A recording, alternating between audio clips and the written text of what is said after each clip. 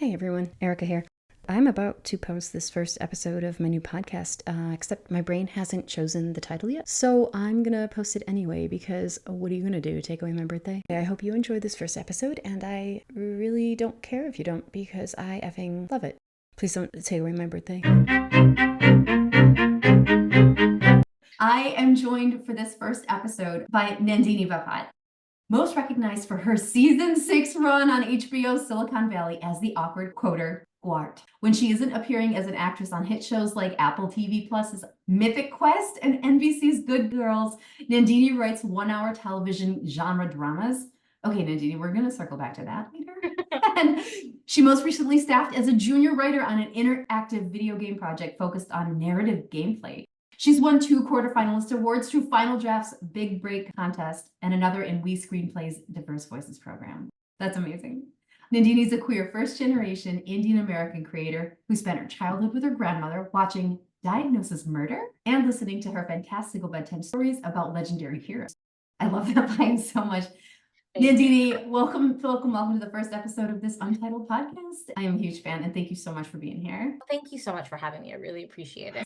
I knew you first as an actor. You are popping up all over my feeds as a director, producer, screenwriter. What came first for you? I don't know. I guess I would say acting, maybe. I guess if we were to go back to middle school, acting would have been the first thing that I did. Middle school musical, way back in the day. A couple of them, until my mom put the kibosh on that so I could focus on my education. I wasn't that great anyway, so it was fine then. But that would be, I guess, like the first thing. But then when I was 16, around then, 17, I started writing, and I kept doing that every day, every week, for years, decades.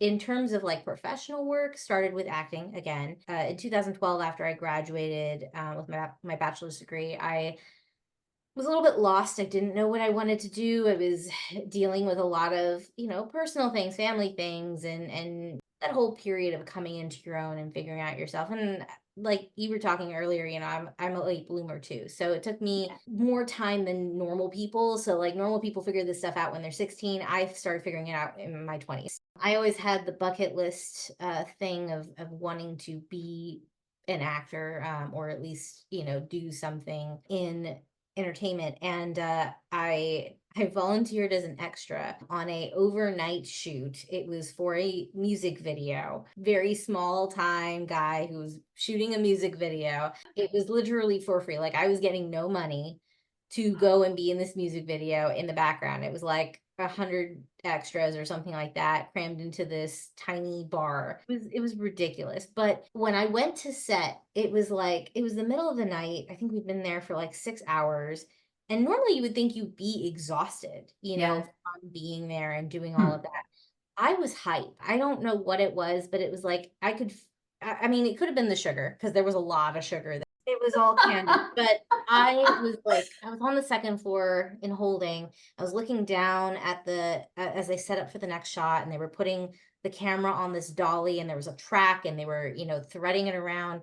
And I remember looking down at this, watching them set up, watching the crew talk to each other and communicate, and the director do his thing. And I felt like an energy coming from the floor. It felt like when you watch any of those like animes or like television shows, the supernatural stuff, where like a giant pillar of light comes up from the floor and it's like magic and it's shooting all the way up, like an invisible energy that was surging up from the floor, and it was coming straight towards me, and it was like, and it was just like, suddenly I knew this is what I was meant to be, this place, doing this kind of thing for the rest of my life. And so then I did whatever I could, acting gigs and doing extra work, and stumbling my way through this business, trying to figure out where to go. I wanted to be a pure actor for a very long time. I just wanted to act, and I was like, I like writing, but I wanted to do that on my own, it was like a hobby. Yeah. I didn't want the act of working in writing to muddle my creativity, to make it feel like a job. I wanted writing to always be my fun place to go. I didn't really think of directing. I was like, it's not really for me. And, I put it off. And then producing just seemed like a lot of work. And I was like, nah, I just want to be an actor. 5 years in, I started to realize that was just not a practical like thing, not the way the industry is today. I think Right. if I was working in the industry, well, I wouldn't be working in the industry 30 years ago, but if I was working in the industry 30 years ago and I was a white woman, I could maybe just be an actor. The reality is today you have to be a multi-hyphenate. Actor, writer, director, producer. It's like basically adding all of the extra jobs. You can't just do one job. You have to do multiple jobs. The hyphenates depend on the person, but usually when we refer to the multi-hyphenate actor, you're talking the actor who writes and directs and produces. And thousands of dollars in class. We spend so much money on headshots and a reel, and sometimes paying people to make a reel for you. And it's like, well, if you're a decent enough writer, or you know somebody who's a decent enough writer, you could pay to make a film. Yeah. And then it's not just something that you can put on a reel, but it's also something that you can put on as film festivals and get recognition for your work and add buzz to your name and all of these things, even if you're not getting a professional job on a television show. A lot of people who are successful, maybe not the best actors, but they are making their own stuff, and that's how they're getting paid. So it's part of the process. So I actually wrote and directed and acted and produced a short film called Coal back in 2019. We released it in 2020 during the pandemic. Okay. We literally shot it 3 months before the pandemic started. So I was like, yay. And it was very much a guerrilla shooting experience. I wasn't even really directing. Now that I've directed, I was like, that was not directing. That was us sort of coming together, melding minds, and just sort of hoping that everything works out. But I definitely produced that one. That was a challenge. That, and plus the scripts that I had written before, were like my first forays into the other hyphenates, if you will. Yeah. And that was my first experience producing. And then real experience producing outside of like helping other people on their projects. But this is the first time I'd done all of it myself. Right. And then I took a break mostly because of the pandemic. I couldn't afford to make a film, let alone to make a film with COVID restrictions. So I actually came up with the idea of A Matter of Poultry shortly after making Coal. When we were releasing it, it was like, okay, what's next? And I had this idea for a sci-fi film, like a comedy. I wanted to do a sci-fi comedy, something with like aliens or something like that, something kind of futuristic. And then it didn't really kind of come together until Roe versus Wade in 2022. When Roe versus Wade got struck down, suddenly it came into my head, like aliens in an abortion clinic. And oh my God. I didn't know what it was going to be. I just knew that was like, there was a concept there. And I had it in my head of this, alien abortion clinic thing. And then it wasn't until I would say like 2023, that's when everything started to kind of COVID wise would pick up again. But then with the strikes and everything like that, there was a lot of other stuff going on. So I think like everybody else in Hollywood, as soon as the strikes were over this year, it's like a slew of independent filmmaking has been hitting everybody. Like everybody I know is making a short film or a feature. And I'm like, oh my God. What is the current status of A Matter of Poultry? Are you still accepting contributions? We did end our crowdfunding. We did like a 1 month crowdfunding while we were in production. So that is over, but we are still accepting contributions and support and all of that stuff. The main thing is like we've been able to pay a lot of our upfront costs, but a lot of the people who worked on our cast and crew did not get paid. They, the people who like were like, okay, guarantee pay? Yeah, they got paid. But like people who, volunteered their time, sure that they get compensated. So we're in post-production right now. So we ADHD brain. I have been procrastinating, putting off actually making the film. That is shocking. New information. And so I realized I needed a deadline. So it was kind of serendipitous because I had to take some classes for my day job to try and make a little bit more money and increase my salary. And I was like, I'll take a film class, because why not take a film class? That sounds fun. And I can, learn more about stuff behind the camera while also making more money at my day job. It just seemed like 2 birds, 1 stone. Deadline. All right.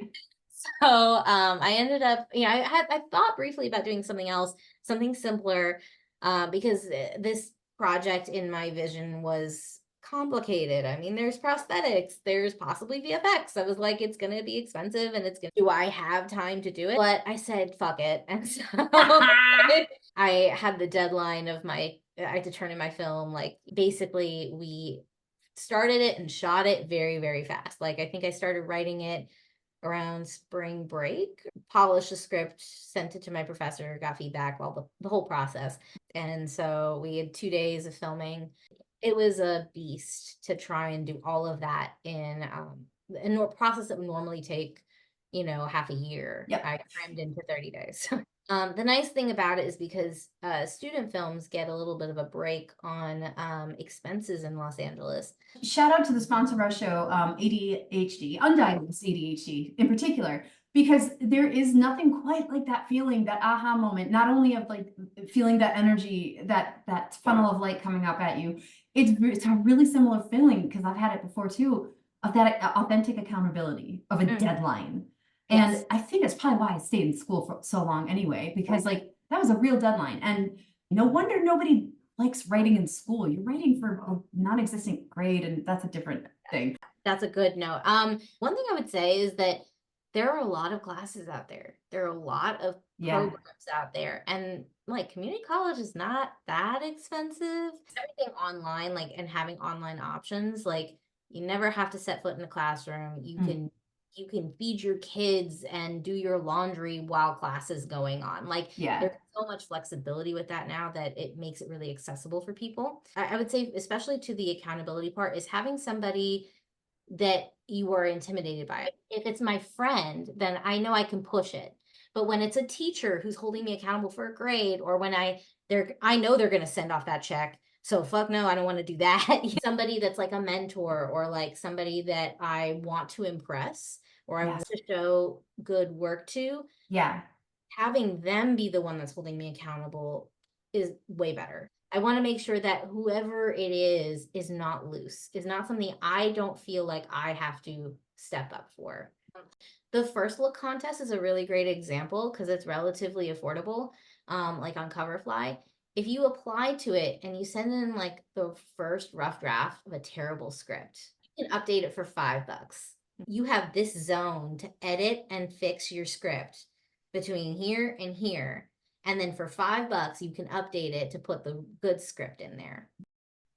So unless it's a contest you really, really want, like there's a money prize that you really want to get, or there's a mentor that you really want to work with, then I would try this method, which is the update method, because you sent something really shitty. And if you don't want them to get a bad impression of you, you have to make the corrections and update it. Otherwise, they're going to get something really bad. And you wasted the initial $40 fee. Investing in myself, that puts pressure on me, but it's a safe pressure, but it's a real pressure, because like there's always that little guilt about like, oh, I wasted $40. You just sort of gave me the through line of what I want to like put out. Everybody is faking it. Everybody is faking it until they either figure out they like it or don't.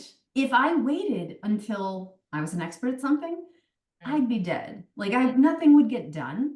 The Mona Lisa has a couple of flaws I'd like to point out, by the way. Like I think that's definitely a thing, especially for neurodivergent folks, where we are perfectionists. We're trying to achieve perfection, or what we think is perfection. And I definitely would say, especially in the writing world, like in my experience in writing, but also producing and doing all this stuff, your perfection is literally a moving target, because you will achieve perfection, and the next day, the next minute, that perfection goal is going to move, and you are never going to catch up to it, no matter how hard you try. So stop beating yourself up because you can't meet an impossible goal. Sweet mother of Gwart. Oh my God. No, I'm bolding that, and I think I'm going to make that into t-shirts for the merch section of this podcast. Like, perfection is a moving target. It's completely true. And Isabel, I know you're listening to it. One of my writing buddies and my author coach, she talks about that a lot. She's like, when are you author going to be happy? You wanted a book deal. You got the book deal. You wanted an agent. You got the agent. You got a second book deal, and you're still not happy. To the neurodivergent point of it, I think there's a method of communication, right? If the neurotypical folks here, you write a first draft, you edit it, you proofread it, you get an A. Yeah. Them, it's a basic process of I do these steps and I'm going to pass and I can move on with my life. Yeah. I think a neurodivergent person hears that and it's like, this is the only way it can happen. And then our brains get stuck on that and can't move. 100%. And we feel intimidated and scared and we don't even want to try because we're like, I can't see this ending well. It's really important as writers, as creators, that we still keep ourselves connected to what we loved initially about that thing that got us into it. When I'm feeling the pressure of all of the perfectionism, having to perfect a script because people keep telling me that it's not good enough and it's not ready enough to sell, I'm like, fuck that. I'm going to go write something that I love. And then I post it and I get, 200 people sending me messages over 2 days saying how much they love it. Can't wait to read the next part and engaging with me. And I'm like, I'm a good writer. Yeah. It's a reminder to me that I love what I do, that other people read what I write. Goalpost has moved many a time in my life, but challenge yourself, make it a game. You're not trying to be anybody else. You're not trying to be better than anybody else. You're trying to be your best self. Like if I'm reading something that I wrote, like let's say I write a draft of something, I write a new chapter to a fanfic or I write another scene in a script. I give it a day or two, a break, and I come back and I read it over before I start my next thing and I tweak and I edit and I'm improving it. It's like I think about it as what I wrote was not set in stone. I'm improving the dialogue. I'm improving something. And when I come up with a line, a piece of dialogue that's really good, or I find a flow, or I take out a line that was extra or something like that, then I'm like, I feel good because I'm like, I'm improving on what I did. I'm better today than I was 2 days ago. I keep that in mind. And then it's like, and I read my old stuff, and if it's not good, then I fix it. But sometimes I read it and I'm like, I wrote that? Damn, I'm good. When I build my goalpost, I outline it to the point where I understand the story, and then I go in and I actually add in scene headings. And under each scene heading, I put a quick, brief description of what that scene is supposed to be, which works really well in television or film or something like that, where the entire project is broken down into scenes. All the scene headings for every scene that's going to happen and a quick, brief description of what's going to happen. And some of those are establishing shot scenes. I still put in the scene heading for that. And I write, establishing shot, blah, blah, blah. And it not only helps me as a writer to know what the purpose of that scene is, why am I including that in the film or the television show? Because you want to make sure you keep it as tight as possible. But number two, it really helps me for the other part of my neurodivergency, which is depression, which I've struggled with for a very long time. Yeah. Days you just don't feel like getting out of bed and you feel like a complete failure and you feel like you suck and nothing is ever going to work. Right. And that's not just a day. That can be a week. That can be a month. That can be a year. What I try to do is I set myself a goal of one scene a day. It doesn't matter what scene or how long it is. So if I'm feeling like an off day, I can write my establishing shot scene. Okay, that's my goalpost for today is 3 lines. Can I do that? Because then tomorrow my goalpost has moved a little bit. And then the next day I usually feel a little bit better because guess what? I accomplished my goal the day before. That's and amazing. So then I can write a shorter scene. Maybe it's half a page or a quarter of a page. And then I keep building. And when I'm feeling good and I complete a scene and I'm like, I still got some juice in the can, I'm going to write in a second scene. Yeah. In a 30 scene script where normally you would think it would take you 30 days. Usually it ends up taking me 2 weeks because the first couple of days are start and stop. But the more I do it, and this is that ADHD part where the more I check off my list, the better I feel, the more endorphins I have, I keep going. And by the end of it, I'm writing 5 or 6 scenes a day. Awesome. Because there's only this much left to do. There's only this much left to do. There's only this much left to do. Oh, if I did this, I can finish it today. Done. I thank you so much for sharing that glimpse into your process that wasn't on my bingo card to ask you about, even though it was exactly what I wanted to know. To find out how other creatives do their thing, like looking at it through the lens of your neurodivergence through depression. It couldn't get more clear than that. What works for you on those days might not work the other days, and that's okay. You get to move your goalpost again. And just like shout out to everybody whoever is hard on themselves and I'm pointing to myself right now for anybody not seeing this, who punishes themselves or makes themselves feel guilty for not being as good as I was yesterday. Yesterday, Erica can shut the F up because I'm different today. My process is different. And I also want to scream from the rooftops that watching your favorite stuff is writing, is making content. You're refilling the well. Listening to your favorite podcast, rewatching Silicon Valley season 6 forever is writing. Why? I don't know, but it is because I'm not being lazy, even though that's what my lizard brain is trying to tell me. I'm still absorbing what it is I'm fascinated about. Can I circle back to Gwart real quick? Sure. Gwart from Silicon Valley. She's not just my favorite character in Silicon Valley. She's my favorite character on television. Oh my God. One of my I'm talking about you, Nandini. I'm turning red. You are turning red. She is. I feel it. I'm so sorry. Not sorry. Because I see myself in that. Surrounded by men who either ignored me or were way too attentive. I have Googled, I have Wikipedia'd everything, and I cannot find out what the heck, where did the name Gwart come from? It was the name of the character when I auditioned for the role. Been baked in already. So when I auditioned for it, I looked up Gwart, could not find a name that made sense to me. Urban Dictionary, genital warts, it did not make any sense. I was like, okay, whatever.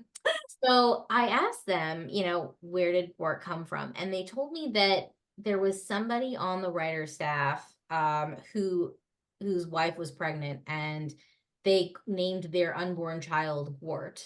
And I guess everybody loved the name, and so they ended up using that for the character name. Oh my God.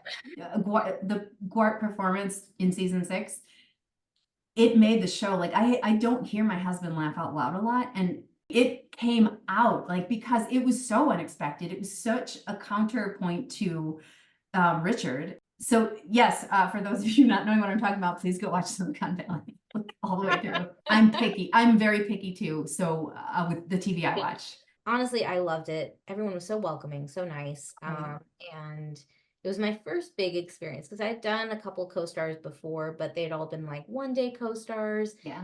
You show up, you do your job for a few hours, and then you're out. And everybody's still nice on those, but it's a very different experience to go to a set and know you're coming back in the future. You're coming back in another few days, and for people to take time to like really get to know you. I mean, it was billed as a co-star, but only because I didn't actually speak. Starting to land the plane. If you could change anything about your industry, what would it be? Oh God. How much time do we have?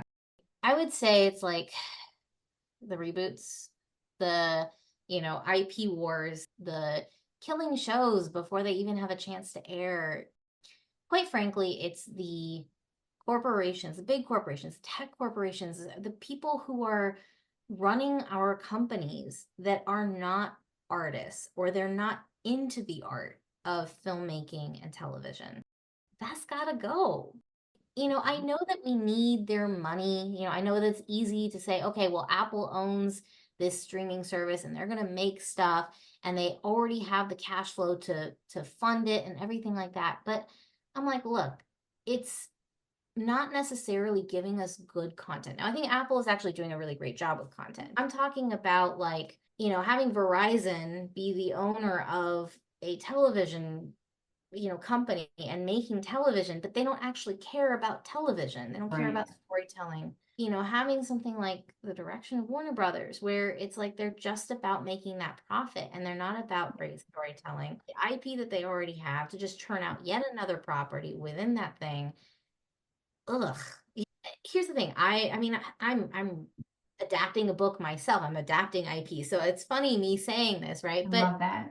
Taking like Harry Potter. I mean, like we've had films, we've had books, we've had so many, we've had Fantastic Beasts. Like, do we really need another Harry Potter thing right now? Do we really need to reboot this story when the actors are still in their 30s and 40s? Daniel Radcliffe could play James Potter. Do we need that right now?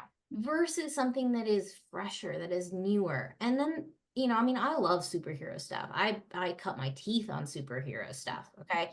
So I'm not harping on superheroes as in to put them down. Yeah. But we move in cycles, I think society in terms of taste, like you were saying with Friends, right? You've gotten everything you needed out of it and then you've moved on to something else. And that's a completely different genre. As society, we move through genres as a whole.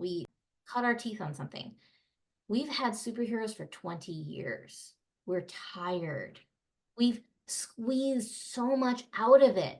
It's like the more you try to squeeze a particular genre or a fandom or something, the harder it is going to be to come back to it. It's not going to flower as well. You're not going to feel as fresh. It's going to take longer for you to get over it.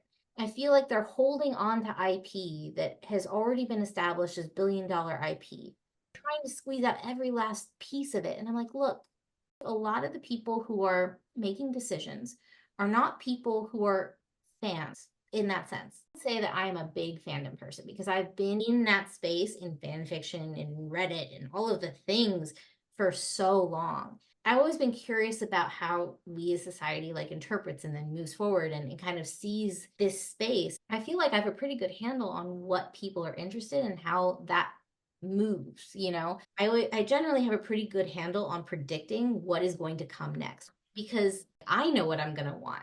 And I have full body chills, so that's like a big old yes. Like, I am my target audience. So if I get bored saying something during the podcast, I sure as shit am going to cut that out. I mean, with my attention span, no, my listeners who know my ADHD platform are not going to be able to listen to that either.